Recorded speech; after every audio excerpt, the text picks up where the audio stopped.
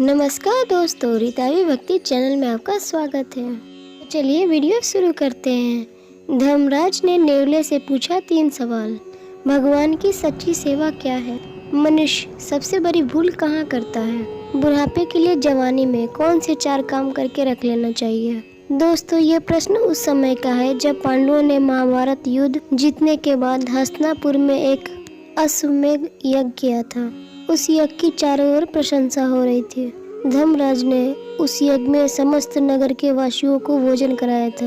अपनी प्रशंसा सुनकर युधिष्ठिर फूले नहीं समा रहे थे। अभिमानवश उनके मुख से यह निकल गया कि जैसा यज्ञ मैंने कराया है, न पहले किसी क्षत्रिय ने किया है और न आगे कोई कर सकेगा। धर्मराज की ये अभिमानपूर्ण बात सुनकर भगवान श्री कृष्ण को बड़ा बुरा लगा। उन्होंने युधिष्ठिर के ये अभिमान को नष्ट करने का फैसला किया। उन्होंने सोचा, मनुष्य अपने जीवन में सबसे बड़ी भूल यहीं पे कर देता है। जब भी वह धन पद से प्रतिष्ठित होता है, वो कर्ता स्वयं को मानने लगता है। थोड़ा भी उसका यश फैले तो वह गर्व से भर जाता है और साथ ही उसका श्रेय स्वयं को देने लगता है। और यदि उसके ऊपर घोर विपत्ति पड़ती है तो उसका दोष वह भगवान को देने लगता है कि भगवान ने उसके साथ बहुत बुरा कर दिया। जब अच्छा करता है तो उसका स्वयं को देता है उसका श्रेय, और जब उसके साथ बुरा होता है तो उसका श्रेय वो भगवान को देता है, जबकि वो जानता है उसके हाथ में कुछ नहीं है।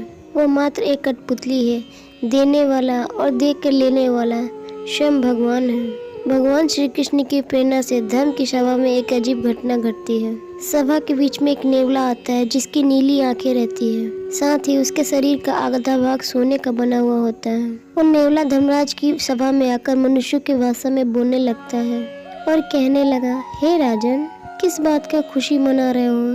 यह यज्ञ कुरुक्षेत्र निवासी एक ब्राह्मण शेर व शत्रु दान करने के बराबर भी नहीं है। इस पर नेवले की बात सुनकर पूरी सभा में सन्नाटा फैल गया। सबको बड़ा आश्चर्य हुआ।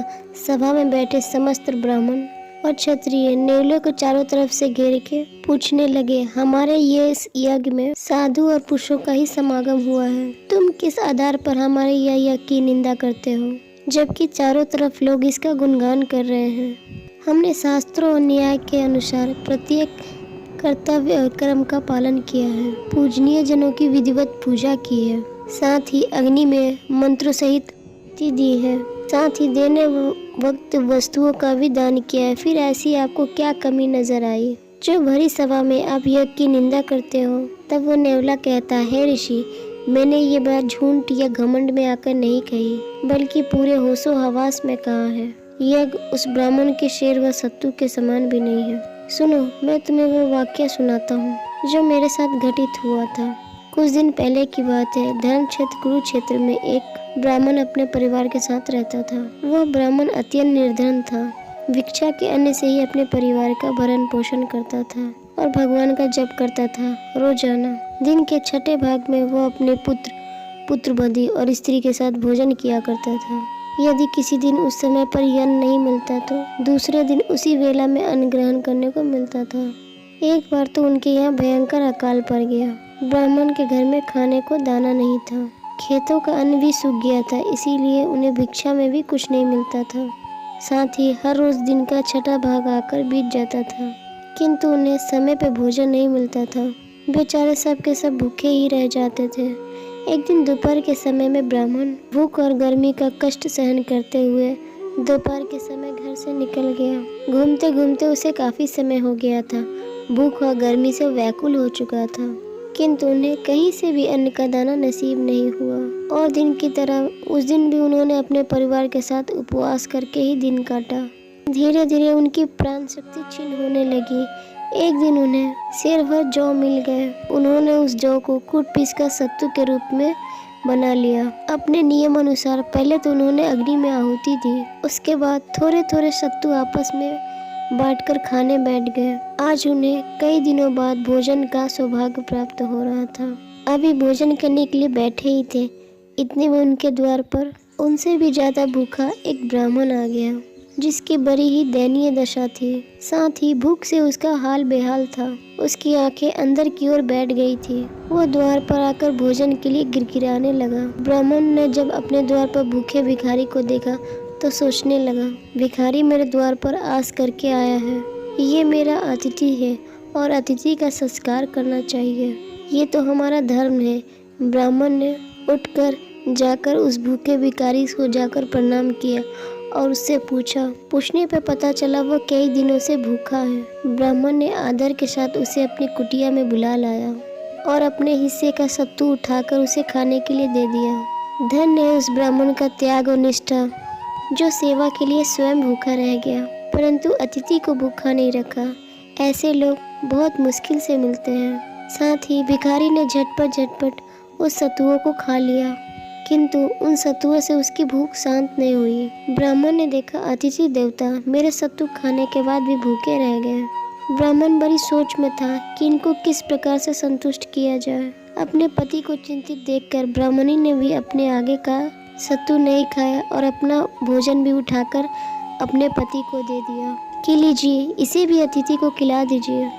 तो प्रतिव्रता पत्नी की यह बात सुनकर पति अपने पत्नी से कहता है, तुम धन्य हो देवी कि सेवा के हेतु तुम स्वयं भूखी रह गई। मैं तो आपसे इसलिए नहीं कह सका क्योंकि स्त्री की अपनी रक्षा करना मेरा कर्तव्य है और उसका पालन पोषण करना कीट पतंग पशुओं का भी कर्तव्य है। पुरुष की बात ही क्या, पुरुष होकर अपनी स्त्री से भरण पोषण कराता है, वो पुरुष निंदा के समान है। उज्जवल कृष्टि से भ्रष्ट हो जाता है और उसे उत्तम लोक की प्राप्ति नहीं होती।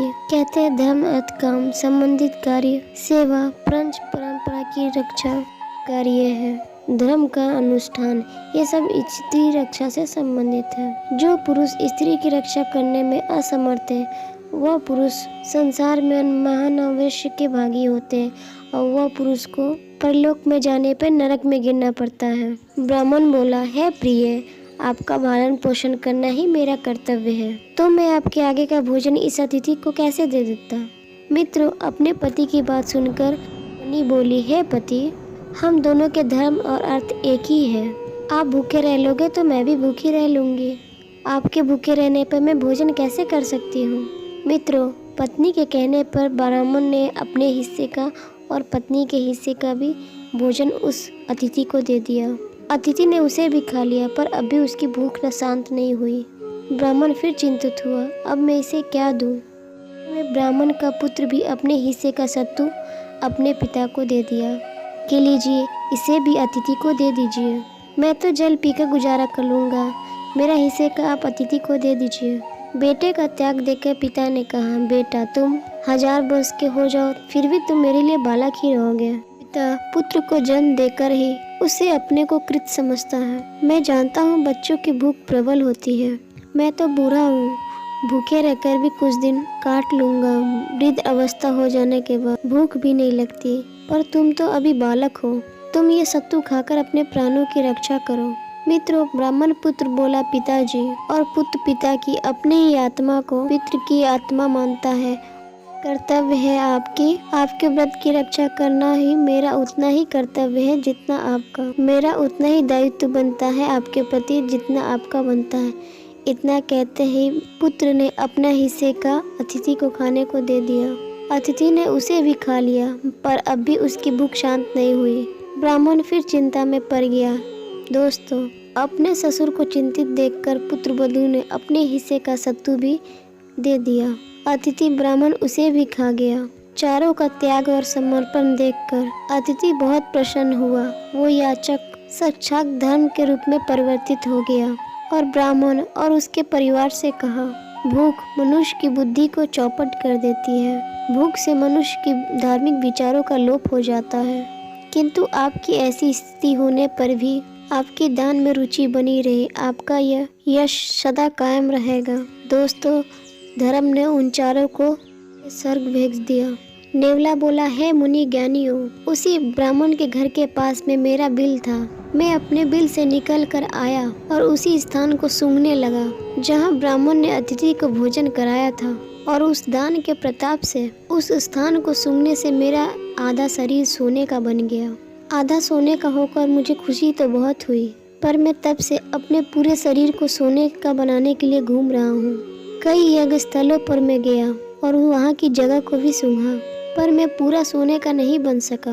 जब मैंने लोगों के मुख से सुना कि धर्मराज ने बहुत ही विशाल यज्ञ करवाया है, तो मैं ये यज्ञ की प्रशंसा सुनकर यहाँ चला आया। सोचा शायद मैं यहाँ सोने का बन जाऊँ, पर यहाँ पर आकर भी मैं पूरा सोने का नहीं बन पाया। इसीलिए मैंने हंसकर कहा था, यह यज्ञ ब्राह्मण के शेरवर सत्तू के दान के बराबर भी नहीं है। यदि ये यज्ञ वास्तव में वह इस यज्ञ के समान या उससे थोड़ा सी भी श्रेष्ठ होता तो मैं सोने का बन गया होता। दोस्तों, नेवले की बात सुनकर धर्मराज शर्म से नीचे की ओर झुक गया।